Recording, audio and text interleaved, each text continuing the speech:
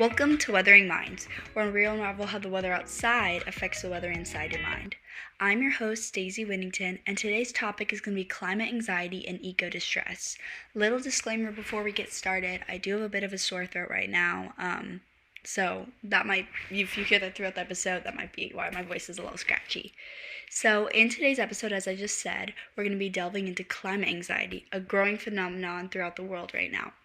I think we can all agree climate change has been a big topic, and instead of just talking about the negatives and just the negative effects, I think we need to take some positive action and talk about, yes, the climate anxiety, but also ways to combat it. So we're going to explore it today. We're going to explore the roots of climate anxiety, how prevalent it is in today's society, and actionable ways to make a difference. My role today will be to share some tangible steps for sustainability and mental health, and hopefully you guys will have a deeper understanding of climate anxiety and some practical steps for positive impact. So, what is exactly climate anxiety? I feel like it sounds like a really simple thing, and yes it is, but also it isn't. So climate anxiety is characterized by heightened emotional stress in response to climate change. And what that really means is how deeply climate change is impacting individuals' emotional well-being. And there's definitely levels of climate change. Some people feel it every once in a while, a little bit worried about the environment, and some, it's becoming increasingly more prevalent in their daily lives. So how has this climate anxiety started for people? Well, there's been instances a lot lately, including wildfires, heat waves, and flooding due to climate change, and these are called climate-induced events. In fact, a report by the Institute for Economics and Peace suggests that over 1 billion people could be displaced by 2050 due to climate-induced events. So this kind of shows like what we said about roots, the root of the problem. People are worried about these wildfires, these heat waves, these floods. These are kind of the start of the end in their eyes. And I also want to get into the commonality of climate anxiety. While it may seem kind of more like an abstract and kind of unorthodox fear, it's actually a lot more common than perceived in society. A lot of people share this concern of these consequences of climate change, and that's what makes them so frightening, is how tangible these consequences are. And what I mean by that is we know at one point climate change is going to happen. It is going to affect our planet, affect our world. And like I said, this can be seen through these floods, these heat waves, hurricanes, whatever, climate-induced events.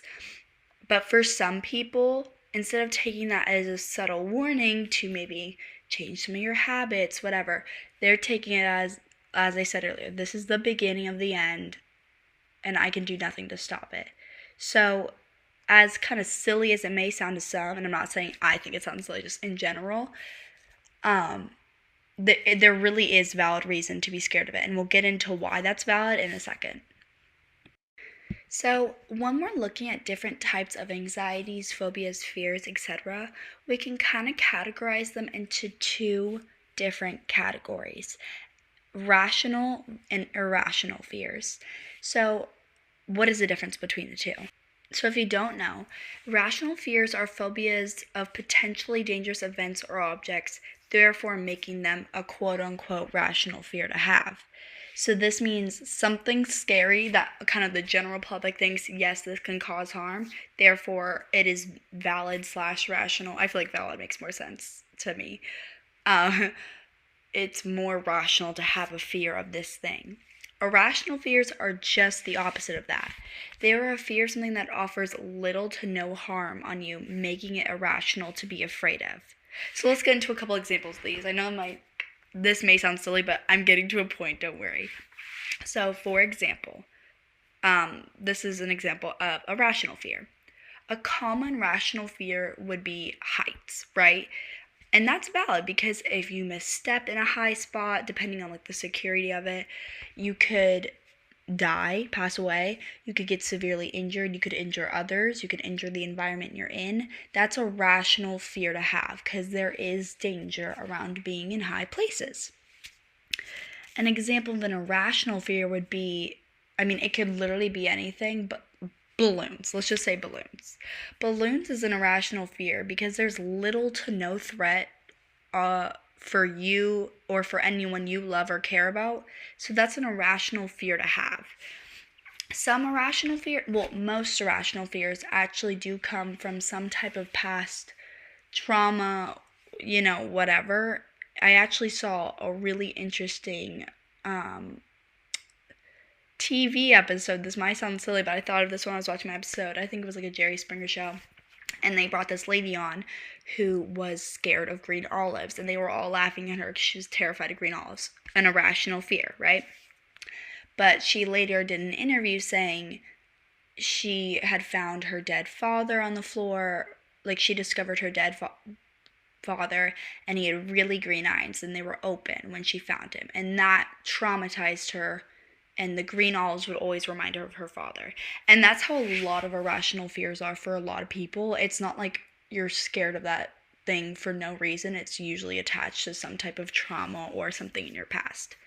So, yeah. Now this is where climate anxiety kind of gets a little like tricky in categorizing it.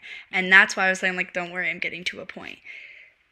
Climate anxiety differentiates itself from other anxieties because it can't really fit in either of these categories. It doesn't fit in either of these categories. Like, yes, there are going to be drastic effects of climate change that will take place someday. We all have seen the climate clock, whatever. There are going to be major effects. We know that. So that is, in some ways, why it is somewhat of a rational fear. But it's also irrational because that could be, and I don't want to sound like uneducated when I say this, but like hundreds of years from now, or not hundreds, but like a really long amount of time, to the point that you need to not be worrying this much. So that's kind of where the irrationality comes in. And this is what makes climate anxiety such like a fascinating thing to talk about, because the looming effects of climate anxiety are real, but the timeline is uncertain. So it's really hard to categorize the seriousness of climate change. I did find this quote that I think really kind of sums up like the complexity of climate anxiety. It's by Mary Anais, I hope I'm pronouncing that right, Hegler, and she's a climate justice writer, which basically means like she writes to promote climate change. And I think this is a great quote. Climate anxiety isn't just about the planet. It's about the people. It's about us. And it's not just anxiety, it's a grief, a deep, abiding grief. I think that's just not a beautiful quote, but really like highlights the emotional complexity of climate change. And like I said earlier, it's not these people who are worrying about climate anxiety. They probably do care a lot about the planet, whatever, but it's about them. It's about their family, their loved ones. And it's something they're grieving, like Mary says in this. It's a grief, a deep, abiding grief.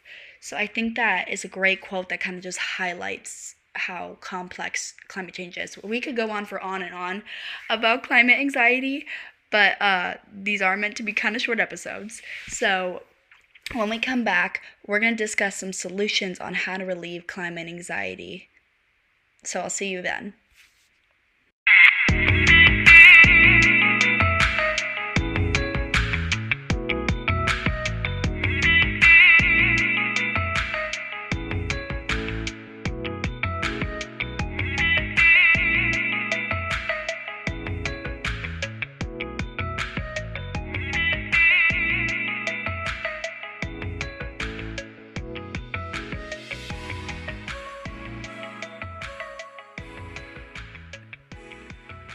Okay, welcome back. Hope you got a snack, enjoyed your break, got a sip of water. So as I said before the break, right now we're going to be getting into some solutions and tips on climate anxiety.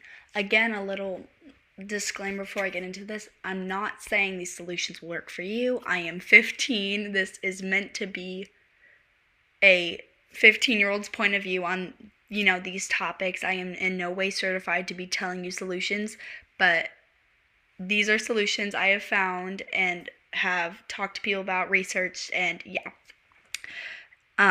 Solution number 1, focus on what you can control.